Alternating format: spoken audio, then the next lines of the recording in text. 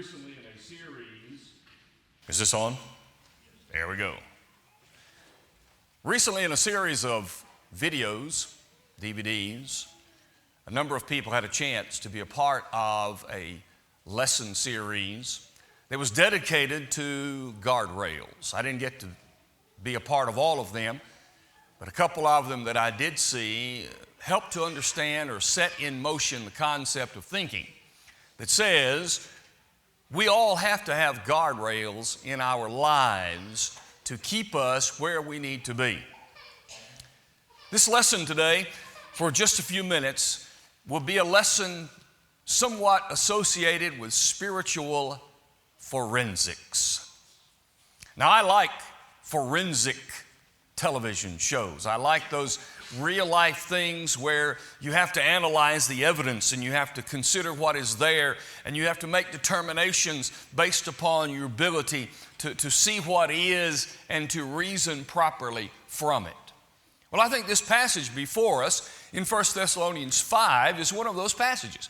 It's a passage that says, I want you to reason from the evidence. I want you to look at what is there. And then I want you to act appropriately. Make a good decision. And so for a few minutes, we're going to think about a thing that's somewhat like Christian spiritual forensics. When you go to a crime scene, see them go all the time, and then look at all the different kinds of evidence that happen to be there present. One of the things that they look for is maybe if it was a crime done on a highway or a side road, and they might take impressions of tire tracks. And one of the things they're going to do is they're going to try to find the tire that matches the track. Because if you can find the tire, you may find the vehicle. If you find the vehicle, you may find the driver, and that driver may have committed the crime. The concept of guardrails for a Christian seems to be comparable to that. The question about how we are living our lives is a study about where are our tire tracks? Where are we riding? The series said this. Think about guardrails. The guardrails mark where the danger begins. The guardrails on the highway mark where the danger begins. And therefore, you're supposed to stay away from that. But notice this. A properly placed guardrail is not placed in the danger zone. It is placed outside of the danger zone so that you don't even get close to the danger. That was the concept presented in this series of lessons. And it's a tremendous concept that it seems to me to be resident right here in this context and in this passage.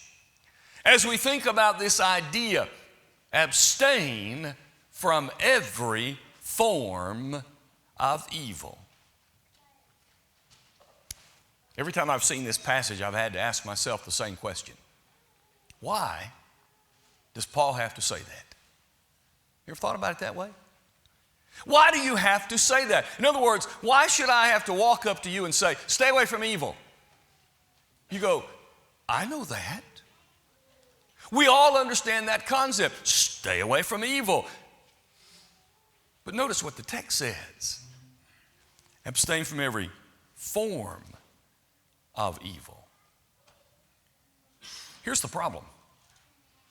I think Paul had to say that to them, and therefore he has to say it to us because we spend a lot of time making tracks near the guardrails. We spend a lot of time driving over there near the danger area, but then say to ourselves, oh, it's not a problem because I'm not in the danger area.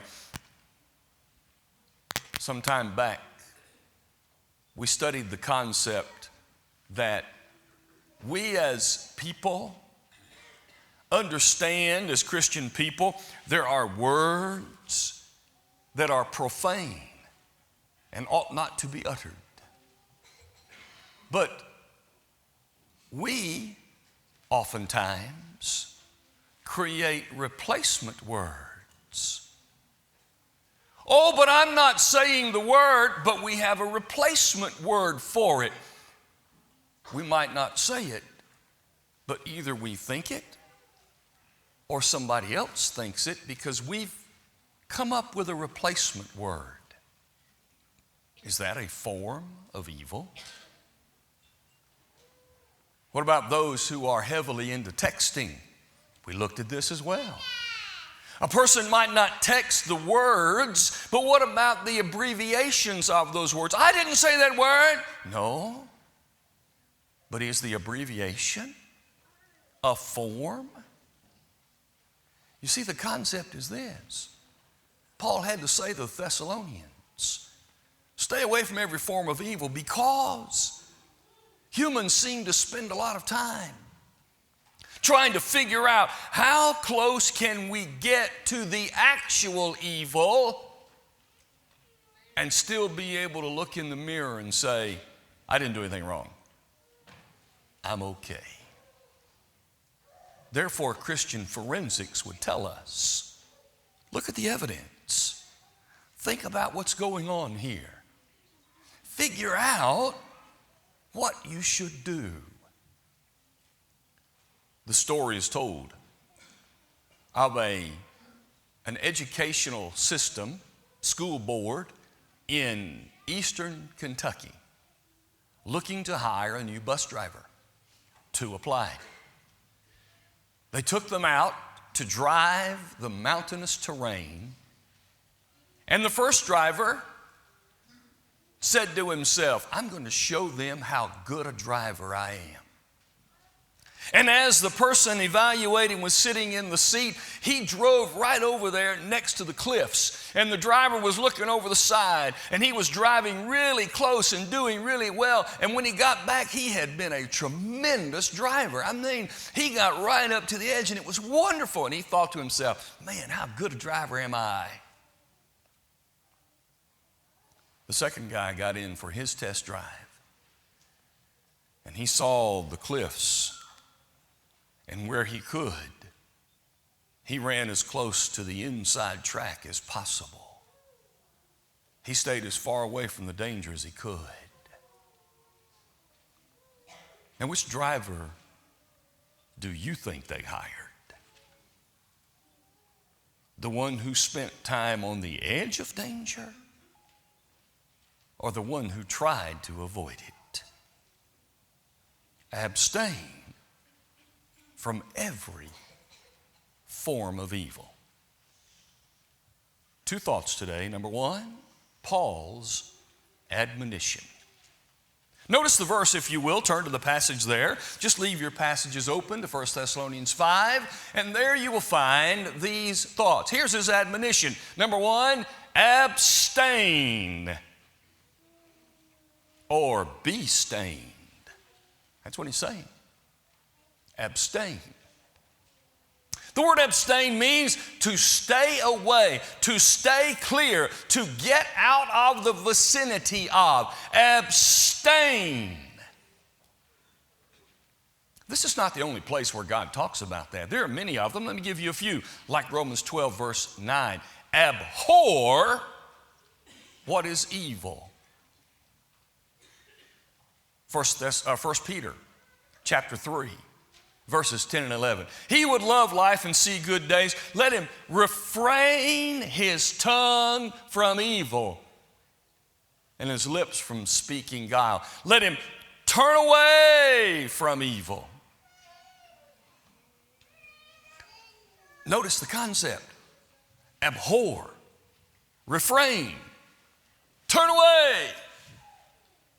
Here he says, abstain. There's a very popular phrase that we might use here. And the popular phrase is the idea that says, maybe it's not a good idea. Better safe than sorry.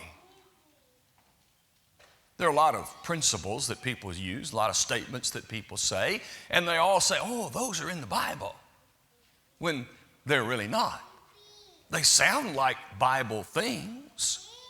How many times have you heard the phrase, cleanliness is next to godliness? Let's see if we can find it. Not there. Not there. Sounds good, doesn't it? Sounds biblical, doesn't it? How about better safe than sorry? Not there. But the concept is, Romans 14, verse 23. Whoever eats doubting sins. For whatever is not from faith is sin. Here is the point. He's saying in that discussion in Romans 14, he's talking about people who are offended because some were eating meats that may have been sacrificed to idols. Some were drinking wine that may have been poured out for those idols. And you are drinking them, you are eating them, and therefore you're worshiping the idol. Paul says, not true. But a weaker person who stumbles because of it, he says, I'm not going to eat, I'm not going to drink if it causes them to stumble. Here's his point. He goes on to say, if I can't have faith in it, then I better not do it. Abstain. Whatever is not from faith is sin. Get away. Or be stained. I like that phrase when somebody sort of hits something or does something, you hit your hand on a table, and ooh, that's going to leave a mark. I mean, how many of you have marks maybe that you've received through your childhood and adult years? Maybe you have a scar. Maybe you have an indention. Maybe you have a crooked finger. Whatever it is, it left a mark. Why? Because of some kind of action. You have a mark. Paul says, if you don't abstain, you will be stained. I remember as a kid wondering how long it takes for the ink of coloring Easter eggs finally fades away. How many times did you do that and you got it just all over you till we figured out gloves work pretty well? Yeah? That's the idea, the stained. Paul is telling these people and he's telling us, you better stay not over by the guardrail. You better get over there because you're going to be stained if you don't abstain. Number two, in his admonition. Here's the second thing. Abstain from every form. This word is a word that means something like something else. It's a representative of something. It looks like it. It's in the same category. It's in the same field. Avoid every form of evil. In Galatians chapter 5, verses 19 through 21, Paul listed things that he called works of the flesh. He mentioned a number of sinful actions, a number of sinful concepts, and he closed that long list by saying this, and such like. I wonder why he would say that. Again, I think it's because of human tendency.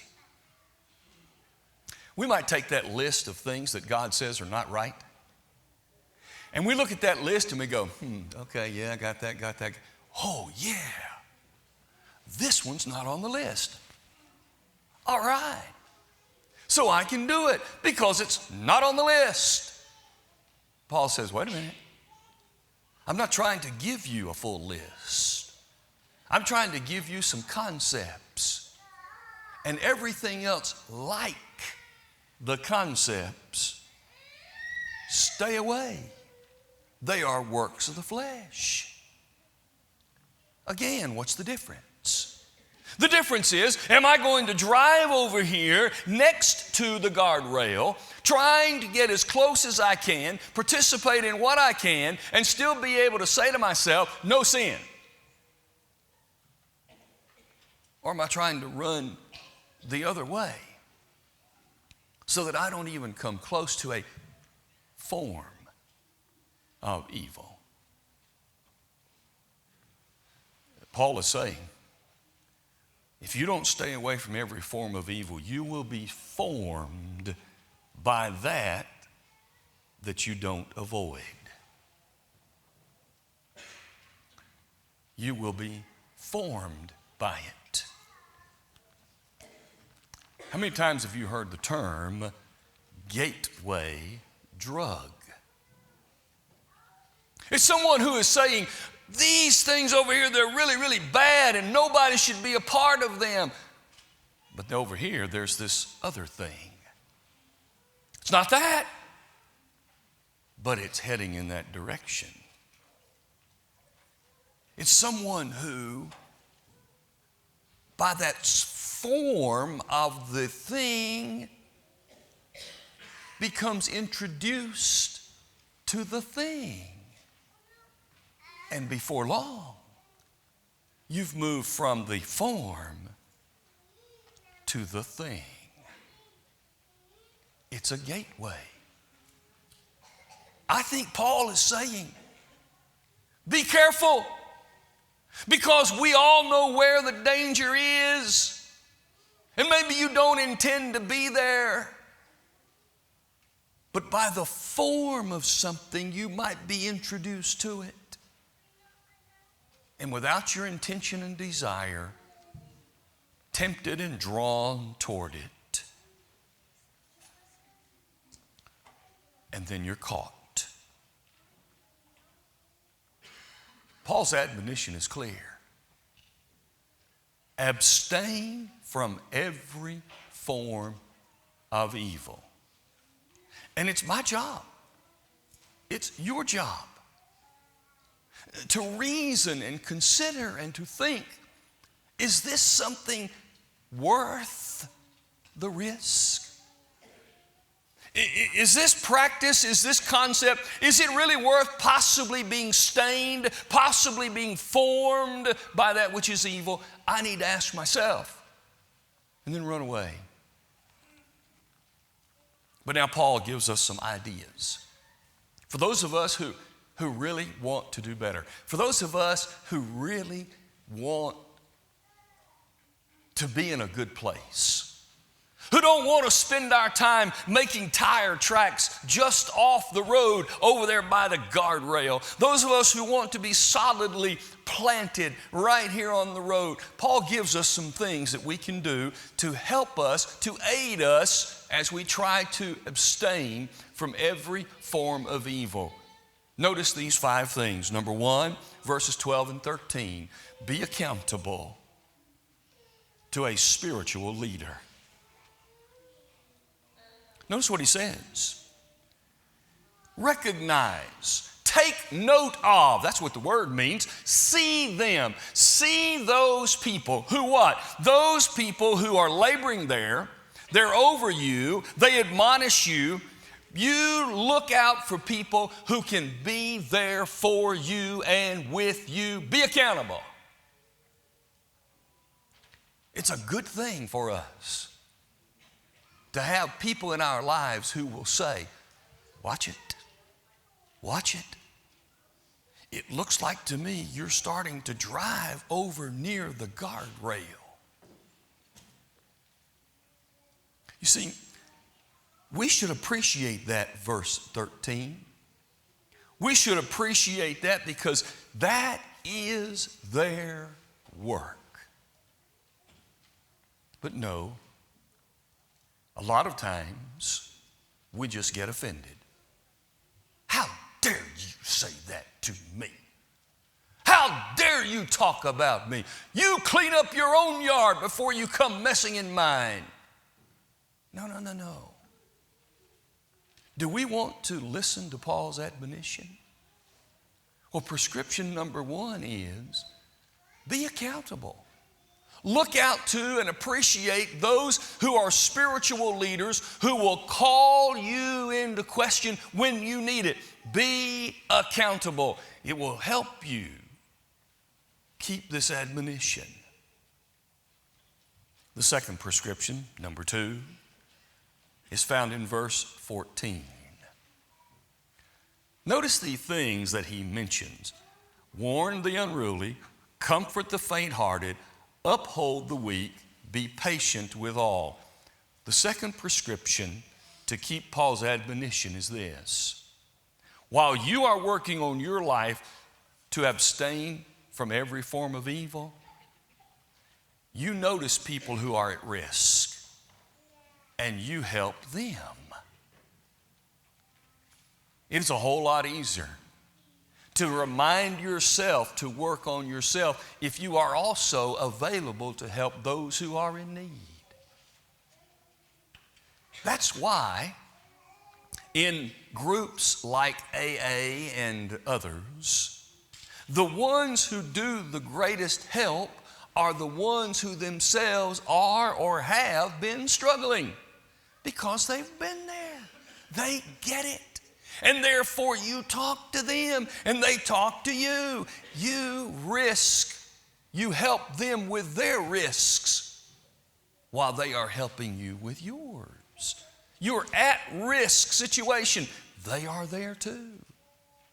So while you work on yourself, don't overlook others who might be struggling in the same way, because by helping them, you not only help them, you help yourself.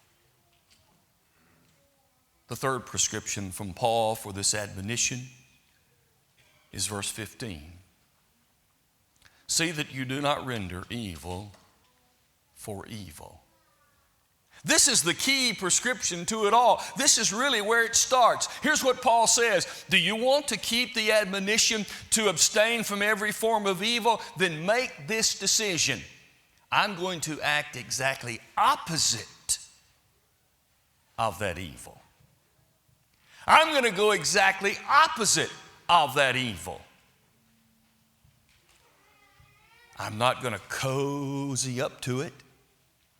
I'm going to run far away from it. That's what Paul said. On many occasions, he said, don't be a stumbling block. He's saying about that particular situation, don't even come close to causing someone to stumble. Give up your own liberty in order to keep someone from stumbling. That's what I've chosen to do.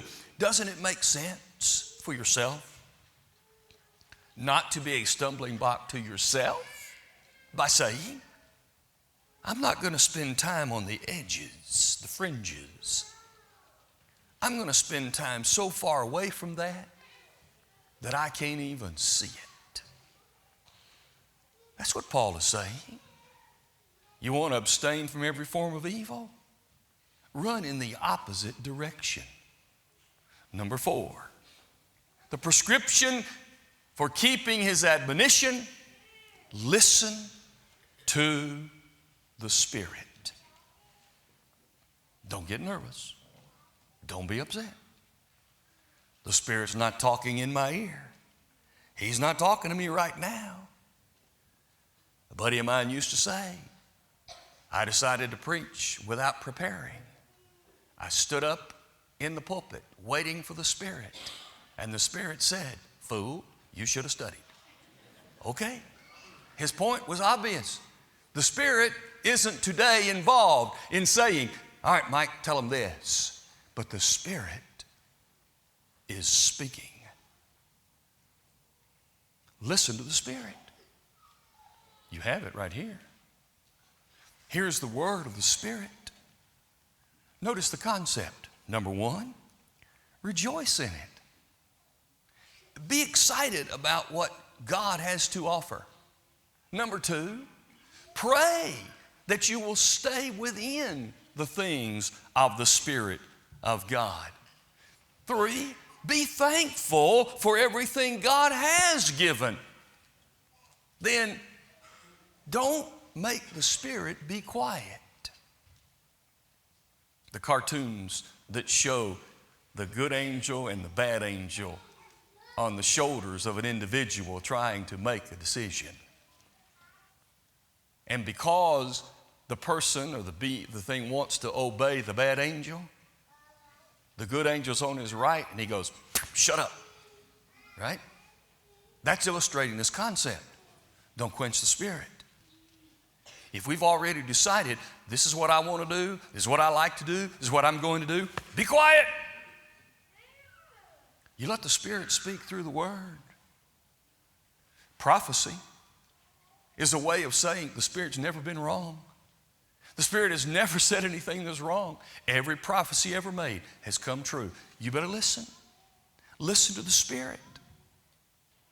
Because if we listen to the Spirit, we don't drive by the guardrails. We drive on the inside. And finally, his prescription is this: put everything to the test. Put everything to the test.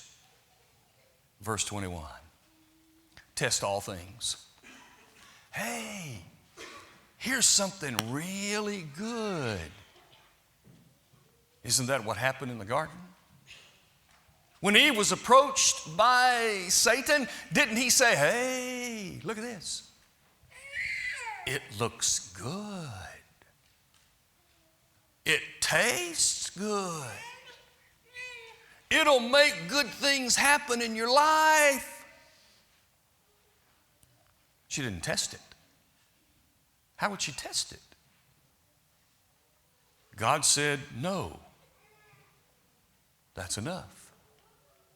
She didn't test it. She took it for what it was. And she said, okay, that's right. It does look good. And it is good for food. Oh, and it'll make me like God. She forgot to test. There are any number of websites that are dedicated to families who want to avoid problems with respect to movies and music. And you can go in there and you can type in a movie or you can type in the title of a song and they can tell you everything about it before you go. I'm not saying it gives you the end of the movie. I'm saying if you don't want to be a part of the kinds of things that Christians shouldn't participate in, if your children particularly don't want to see those things, you don't want them to see them, you can know what's there before they go. And when your child comes in and says, hey, Mom, we're all going to the movie. What movie are you seeing? We're seeing this one. Wait a minute, let me look it up. Oh, no. You know why? Because they know what Mom's going to find. And they know what that probably means.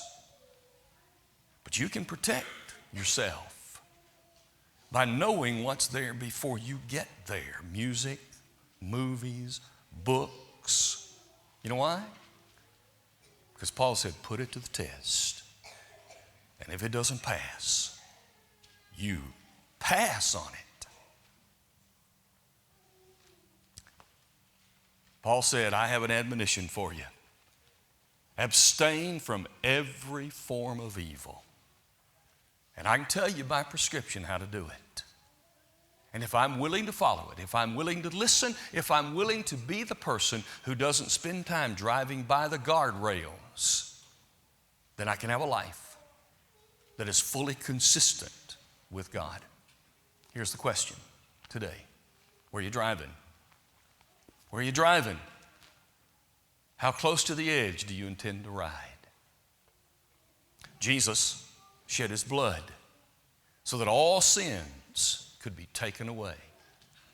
But he did not give up his life so that any individual could see how close he or she could get to sin.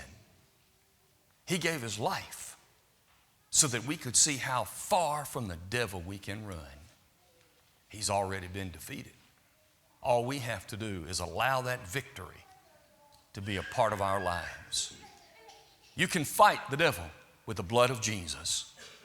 If you've not obeyed the gospel, been born into the family of God through baptism where we meet the blood of Christ, today would be a great time to start. Or for those struggling, take the prescription from Paul to avoid that evil. And if you need us to help you with any of those things, will you come as we stand and sing together?